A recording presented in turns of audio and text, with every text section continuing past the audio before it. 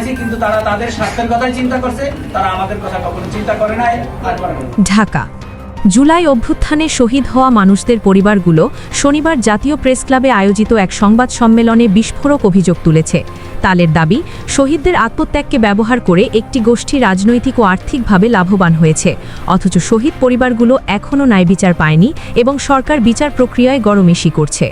সংবাদ সম্মেলনে অংশ নেওয়া এক শহীদের বাবা বলেন, তাদের সন্তানের রক্তকে পুঁজি করে কিছু সমন্বয়ক আজ কোটি টাকার মালিক হয়েছেন, রাজনৈতিক দল গঠন করেছেন এবং ক্ষমতার সুবিধা নিয়েছেন, কিন্তু শহীদ পরিবারের মূল দাবি হত্যাকারীদের বিচার এখনও পূরণ হয়নি। জুলাই ২৪ শহীদ পরিবার সোসাইটির আয়োজনে অনুষ্ঠিত এই সংবাদ সম্মেলনে শতাধিক শহীদ ও আহত পরিবারের সদস্য অংশ নেন। তারা অভিযোগ করেন, সরকার আসামিদের দ্রুত গ্রেপ্তার করছে না, আহতদের যথাযথ চিকিৎসা নিশ্চিত করা হয়নি এবং অনেক পরিবার নিরাপত্তাহীনতায় ভুগছে। ২০২৪ সালের জুলাইয়ে সরকারি চাকরিতে কোটা সংস্কারের দাবিতে শুরু হওয়া আন্দোলন পরবর্তীতে এক রক্তাক্ত গণ অভ্যুত্থানে রূপ নেয়।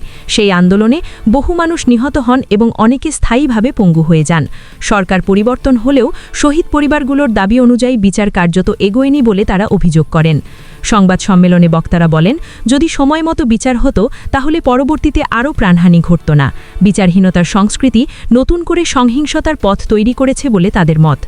শহীদ ও আহত পরিবারের সদস্যরা বলেন, এখনও অনেক প্রকৃত শহীদ ও আহত ব্যক্তির নাম সরকারি তালিকায় নেই, ফলে তারা রাষ্ট্রীয় স্বীকৃতি ও সহায়তা থেকে বঞ্চিত হচ্ছেন।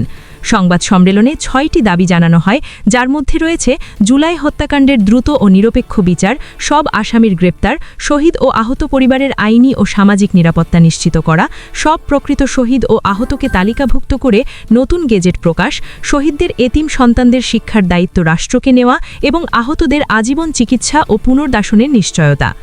সংবাদ সম্মেলনের শেষ দিকে এক শহীদ মা বলেন, তাদের সন্তানরা দেশের জন্য জীবন দিয়েছে, অথচ পরিবারগুলো এখনও রাস্তায় নেমে বিচার চাইছে, যা রাষ্ট্রের জন্য গভীর লজ্জার বিষয় হওয়া উচিত।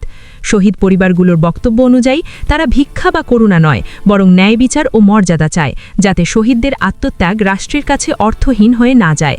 আপনি দেখছিলেন NLB নিউজ। সাথে থাকার জন্য ধন্যবাদ। পরবর্তী আপডেট জানতে এখনই সাবস্ক্রাইব করুন আমাদের চ্যানেল। ধন্যবাদ।